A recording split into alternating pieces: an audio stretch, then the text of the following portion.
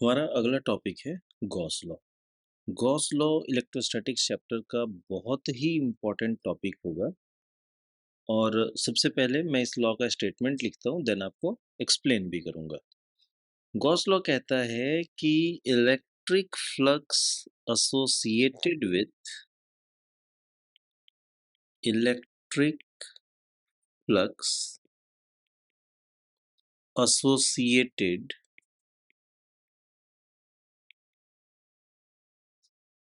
with closed surface with closed surface is 1 by epsilon naught times of charge enclosed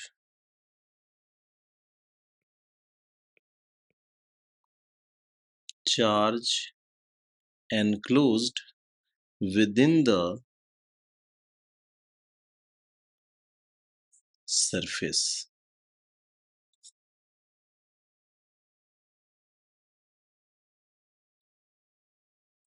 Mathematically, it can be written as flux phi is equal to charge enclosed upon epsilon naught.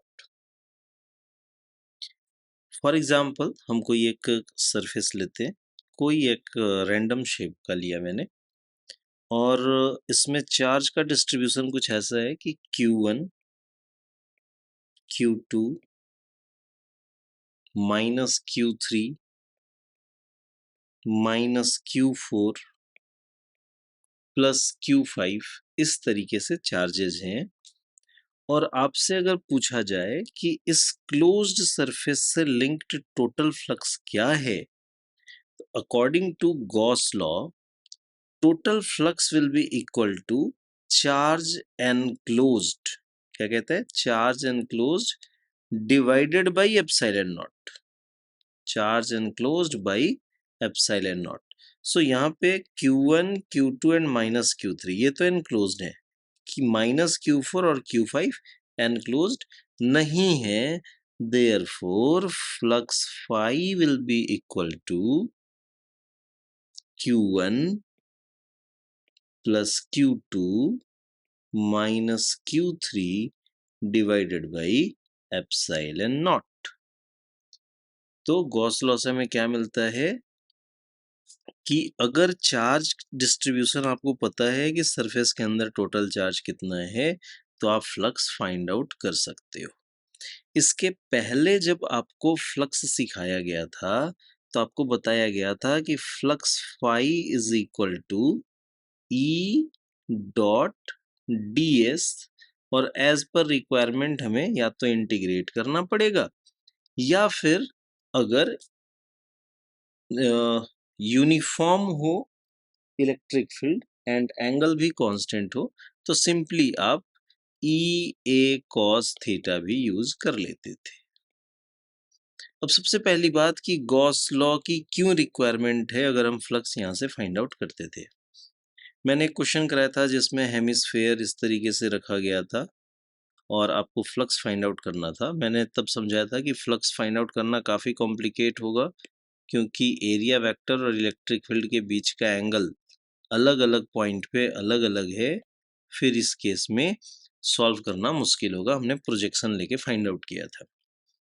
मैं कहना ये चाहता हूँ कि ई dot D S अलग अलग surfaces और अलग अलग चार्ज डिस्ट्रीब्यूशन के लिए कॉम्प्लिकेटेड हो सकता है, एंड गॉस लॉ हमें एक काफ़ी आसान इलाज बताता है। Of course Gauss law apply करके इलेक्ट्रिक फील्ड भी फाइंड आउट करेंगे हम लोग, और वहाँ पे कुछ लिमिटेशंस भी देखेंगे, बट अगर सिर्फ फ्लक्स फाइंड आउट करना हो तो गॉस लॉ इस पूरे प्रोसेस को सिंप्लीफाई करके बहुत ही आसानी से बता देता है, सिर्फ charge enclosed by epsilon naught. तो गॉस लॉ का सबसे बड़ा फायदा यह है कि अगर आपको सिर्फ फ्लक्स फाइंड आउट करना हो, कोई कैलकुलेशन में नहीं उलझना, किसी इंटीग्रेशन में नहीं उलझना, सिर्फ टोटल चार्ज एनक्लोज्ड पता हो आपको तो total charge enclosed divided by epsilon not total flux बता देगा। अब गॉस लॉ से रिलेटेड कुछ इंपॉर्टेंट पॉइंट्स पे हम डिस्कशन करेंगे जो हमारे लिए काफी इंपॉर्टेंट पॉइंट्स होंगे, जिनमें से सबसे पहला एक तो टर्म मिलेगा आपको गॉसियन सरफेस।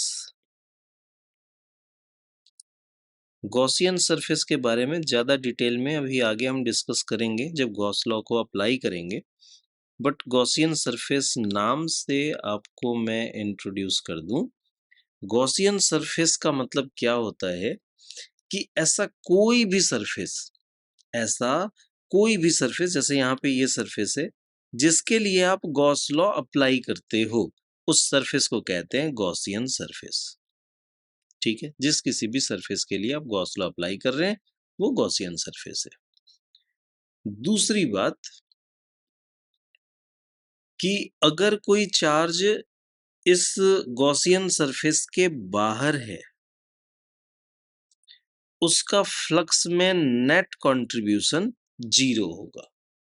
ठीक है, जैसा कि अभी हमने देखा भी था कि नेट फ्लक्स के लिए हमने सिर्फ एनक्लोज्ड चार्ज लिया है और बाहर वाले चार्जेस को इग्नोर कर दिया है। ठीक है, बट कभी आपको ऐसा एक क्वेश्चन, बहुत ही जनरल क्वेश्चन मिलेगा, मैं इसे थोड़ा सा डिटेल में समझाना चाहूंगा। अब फ्लक्स फाई के लिए एक एक्सप्रेशन मिलता है क्लोज्ड इंटीग्रल ई डॉट डी एस, और क्लोज सरफेस अगर होता है तो इंटीग्रेशन में इस तरीके से सर्कल बनता है जिसका मतलब होता है क्लोज इंटीग्रल कहते हैं। ये किसी क्लोज सरफेस के लिए इंटीग्रेशन कर रहे हैं आप। एंड गॉस लॉ इसकी वैल्यू बताता है charge enclosed by epsilon not. अब यहाँ पे क्वेश्चन कहता है कि इस एनक्लोज्ड में क्या बाहर वाले चार्जेस इंक्लूड होंगे जो इस गॉसियन सरफेस के बाहर हैं? तो आप क्या बोलोगे? बिल्कुल नहीं। फिर क्वेश्चन कहता है कि क्या इस इलेक्ट्रिक फील्ड में इन बाहर वाले चार्जेस का कोई रोल है? तो आपको जवाब देना है हाँ। ई डॉट डी एस में जो इलेक्ट्रिक फील्ड मिलेगा, this is due to charge inside as well as charge inside as well as charge outside। Electric field अंदर वाले चार्ज की वजह से भी है और बाहर वाले चार्ज की वजह से भी है, यानी इस सिनेरियो का रेफरेंस लेंगे तो electric field is due to Q1, Q2 minus Q3 minus Q4 and Q5। Electric field सबकी वजह से है, but E dot D S यानी कि नेट फ्लक्स सिर्फ एनक्लोज्ड वालों की वजह से मिलता है। यानी कि ये जो बाहर वाले चार्जेस हैं इनकी वजह से इलेक्ट्रिक फील्ड तो मिलेगा आपको, but E dot D S जब करोगे तो इन इलेक्ट्रिक फील्ड्स के लिए जो बाहर वाले चार्जेज हैं इनकी वजह से इलेक्ट्रिक फील्ड तो है, but E dot D S या कह लें फ्लक्स की वैल्यू 0 हो जाती है। ओके, नेक्स्ट पॉइंट है कि हमने आपको जब फ्लक्स बताया तो charge enclosed by epsilon not बताया, और ये सरफेस भी देखिए आप एट रैंडम मैंने कोई भी शेप लिया, कोई फिक्स शेप नहीं लिया है। तो ये बात हमारे नोटिस में जरूर होनी चाहिए कि जब भी कभी हम गॉस लॉ अप्लाई कर रहे हैं तो इलेक्ट्रिक फ्लक्स की value, electric flux phi does not depend on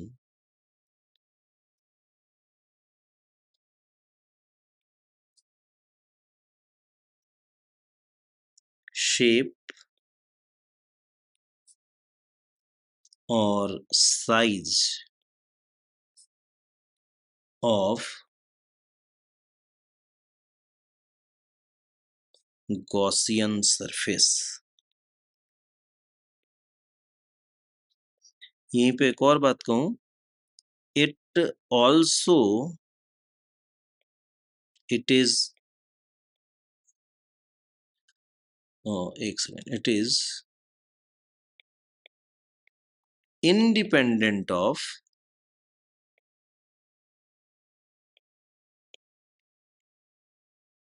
position of charge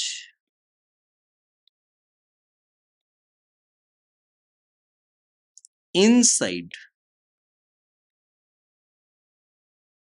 the Gaussian surface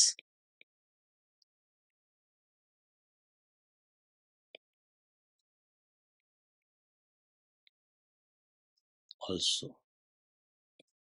क्या कहना चाह रहा हूं मैं कि जो नेट फ्लक्स मिल रहा है आपको, ये सिर्फ चार्ज एनक्लोज्ड पे डिपेंड कर रहा है, जो चार्जेस अंदर हैं उन पे डिपेंड कर रहा है, इन चार्जेस पे डिपेंड कर रहा है, बाहर वाले चार्जेस पे डिपेंड नहीं कर रहा। एंड इसे इस बात से कोई मतलब नहीं है कि इस गॉसियन सरफेस का क्या शेप है, क्या साइज है और ये चार्जेस के क्या पोजीशन है। थोड़ा और क्लियर रखें, टोटल फ्लक्स को इस बात से मतलब नहीं है कि गॉसियन सरफेस कैसा है और चार्जेस की पोजीशन क्या है। हाँ, अगर सपोज कीजिए कि कोई एक स्फेयर है और इसके अंदर एक बार आप चार्ज सेंटर पे रखते हो, एक बार चार्ज आप किसी पॉइंट पे रखते हो जो किसी एक सरफेस के क्लोज है, तो ऑफ कोर्स अगर चार्ज की पोजीशन चेंज करोगे आप, तो इस रीजन से फ्लक्स ज्यादा मिलेगा, जो दूर वाले हैं उनसे फ्लक्स कम मिलेगा। But total flux will not depend on position of this charge and it also does not depend on shape and size. इसको भी थोड़ा सा एक्सप्लेन कर दूं। कोई क्यू चार्ज है, एक बार तो इसे मान लो आपने किसी क्यूब के अंदर रख दिया, ठीक है, एक बार आपने इसे किसी क्यूब के अंदर एनक्लोज कर दिया और अगली बार क्या कर रहे हैं कि यही चार्ज क्यू किसी स्फेयर के अंदर रख रहे हैं। दोनों ही केस में flux through cube Q by epsilon not होगा एंड फ्लक्स थ्रू स्फेयर भी क्यू बाई एप्सिलॉन नॉट ही होगा। क्यूब का साइज या स्फेयर का साइज आप छोटा कर लेते हो या बड़ा कर लेते हो, बट चार्ज एनक्लोज्ड सिर्फ क्यू है, then also flux will be Q by epsilon naught only. ये ना तो शेप पे डिपेंड करेगा ना ही साइज पे डिपेंड करेगा। ओके, दूसरी बात, यहाँ पे मैंने समझाया था कि ई डॉट डी एस में ई अंदर वाले चार्ज की वजह से भी है, बाहर वाले चार्ज की वजह से भी है, और यहाँ पे तो मैंने क्यू एनक्लोज लिखा ही है।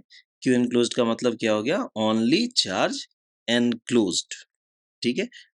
टोटल फ्लक्स जो मिलेगा वो सिर्फ चार्ज एनक्लोज्ड की वजह से, और ई डॉट डी एस में ई अंदर वाले चार्ज की वजह से भी और बाहर वाले चार्ज की वजह से भी। ओके, आई होप यहाँ तक क्लियर होगा। आगे बढ़ते हैं अब। अगला पॉइंट है कि अगर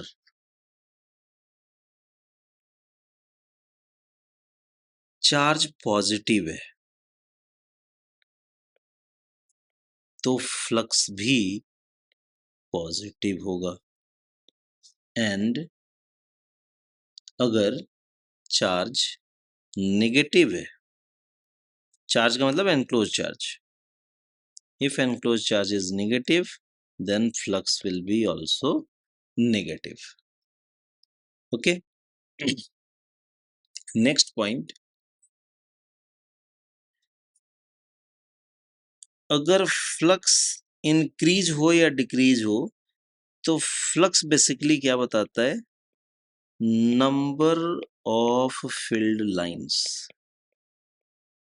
अगर फ्लक्स इंक्रीज हुआ तो number of field lines increase हुए, और अगर फ्लक्स डिक्रीज हुआ तो number of field lines decrease हो गए। ओके, इसके अलावा कभी ऐसी कोई सिचुएशन मिले जैसे जिसमें कोई एक सरफेस गिवन है, फॉर एग्जांपल मैं एक हेमिस्फेयर कंसिडर कर लेता हूँ। एक कोई हेमिस्फेयर है और इस हेमिस्फेयर के आउटसाइड में कोई चार्ज है और इनसाइड में भी कोई चार्ज है। एक चार्ज रखता हूं यहाँ पे Q1 और एक चार्ज रखता हूं यहाँ पे Q2। ओके, यहाँ पे आपको क्या ध्यान देना है, Q1 से जो फील्ड लाइंस मिलेंगी आपको, Q1 से जो भी फील्ड लाइंस आएंगी, ये सरफेस को एक बार एंटर करेंगी और एक बार यहां से बाहर भी आएंगी। और भी कोई फील्ड लाइन लेते हैं, मगर Q1 से लिंक्ड कोई एक और फील्ड लाइन भी लिया मैंने यहाँ पे। ये फील्ड लाइन भी आप देख सकते हैं, कर्व सरफेस पे एक पॉइंट पे एंटर किया, दूसरे पॉइंट पे बाहर आया। तो अगर कोई फील्ड लाइन एंटर भी किया और सरफेस से बाहर भी आ गया, तो नेट फ्लक्स हमें 0 मिला, क्योंकि entering flux negative, emerging flux positive, net flux 0। But अगर Q2 से आप फील्ड लाइंस को देखो, तो Q2 के फील्ड लाइंस, सॉरी, Q2 का फील्ड लाइन ये इस सरफेस को सिर्फ बाहर आ रहा है। यहां से जो भी फील्ड लाइन आया वो सिर्फ बाहर आ रहा है, वो एंटर नहीं कर रहा। एक और फील्ड लाइन इसी तरीके से ड्रॉ करूं, तो ये दूसरा फील्ड लाइन भी आप देख सकते हैं कि ये एंटर नहीं किया, सिर्फ बाहर आ रहा है।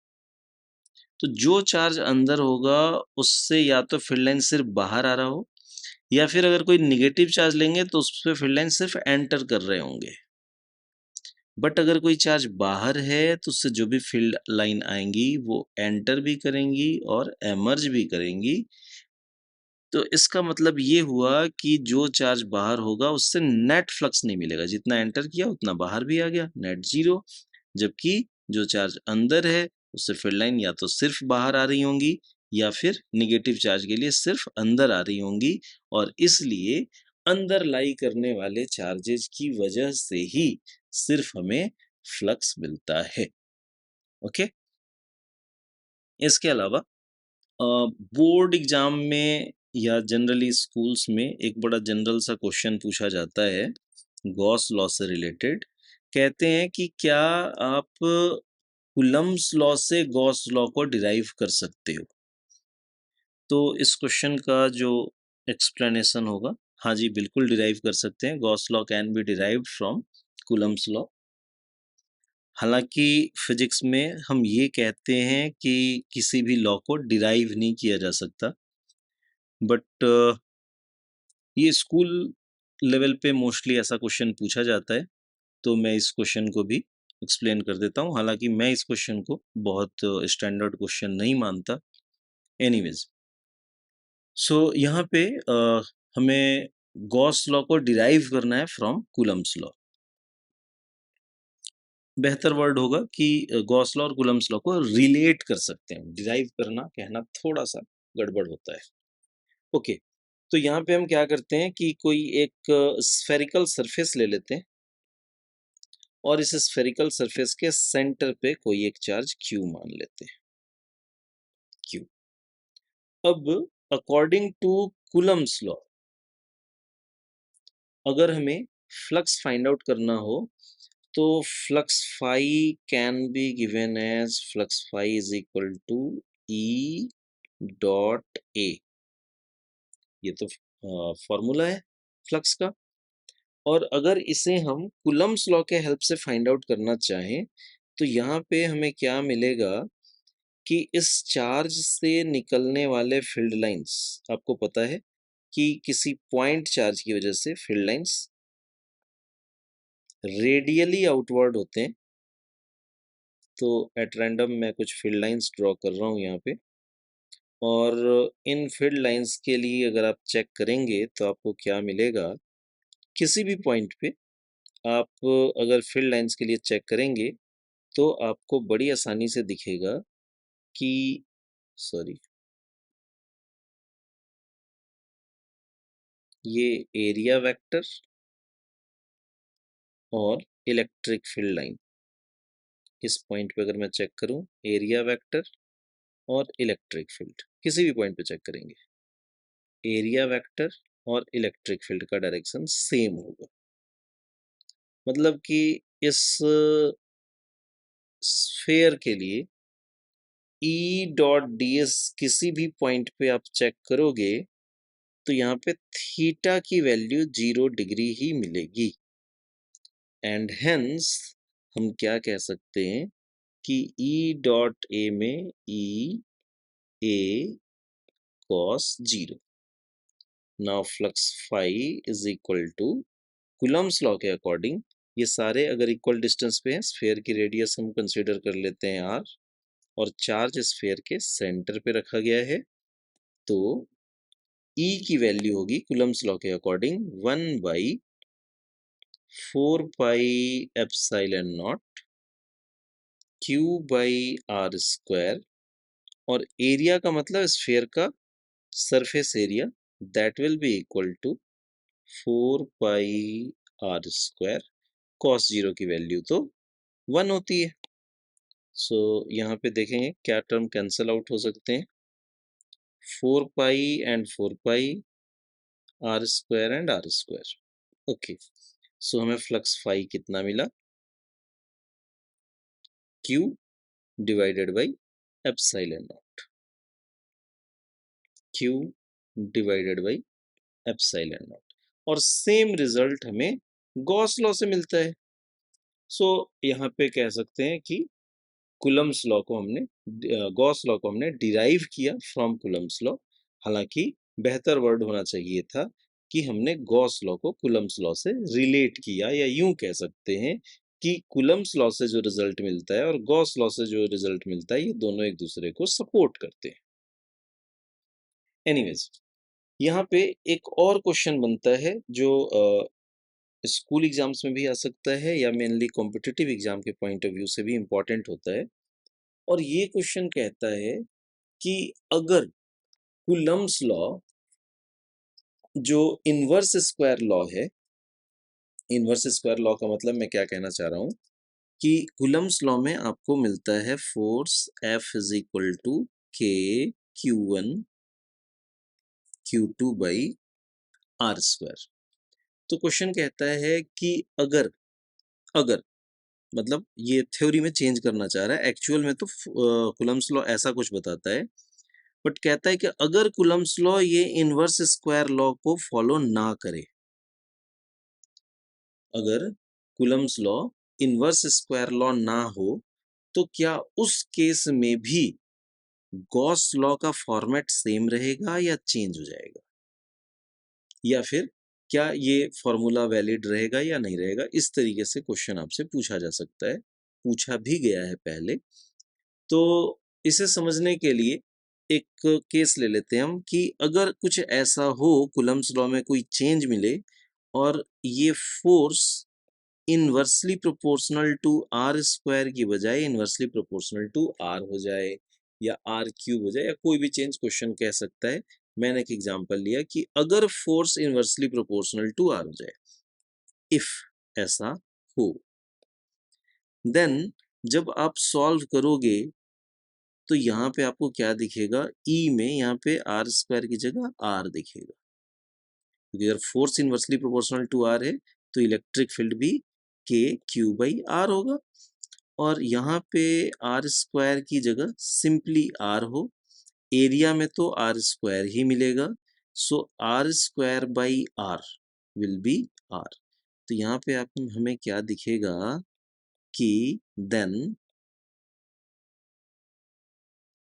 phi will be proportional to r।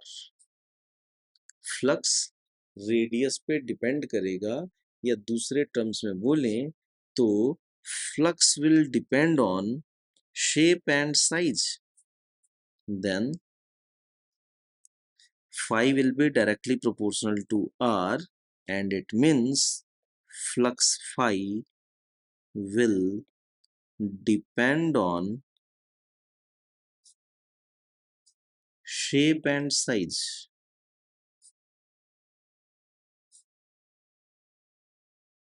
और जो गॉस लॉ हमने अभी पढ़ाया कि ये शेप एंड साइज पे डिपेंड नहीं करता, ऐसा नहीं रह जाएगा।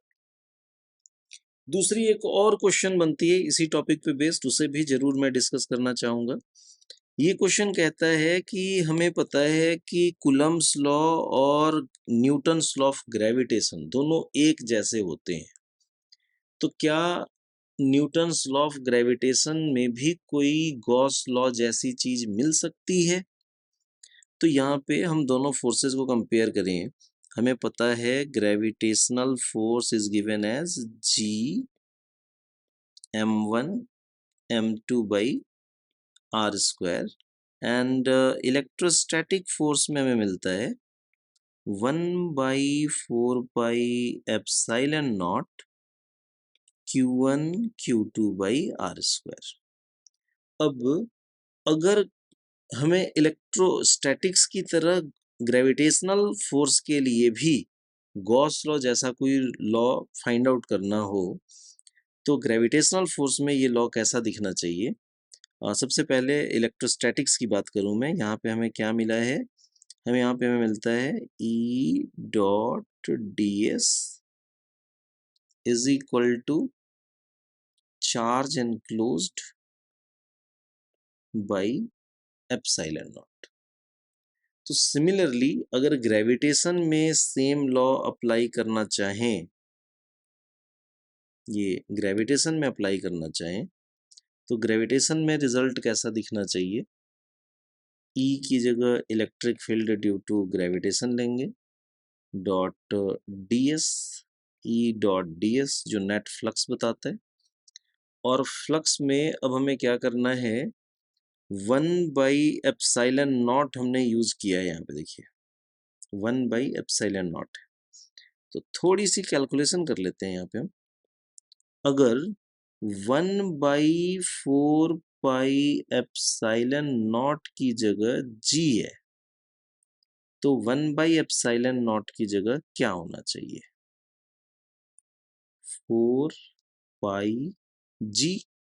सो it will be equal to, देखिए मैं 1/एप्सिलॉन नॉट की जगह क्या लिखूंगा? 4/जी, 4 pi G, sorry 4 pi G. And charge की जगह क्या आना चाहिए? चार्ज की जगह मास एनक्लोज्ड आना चाहिए। सो इनटू मास एनक्लोज्ड। इस तरीके से ग्रेविटेशनल फोर्स के लिए हमने गॉस लॉ को ढूंढा।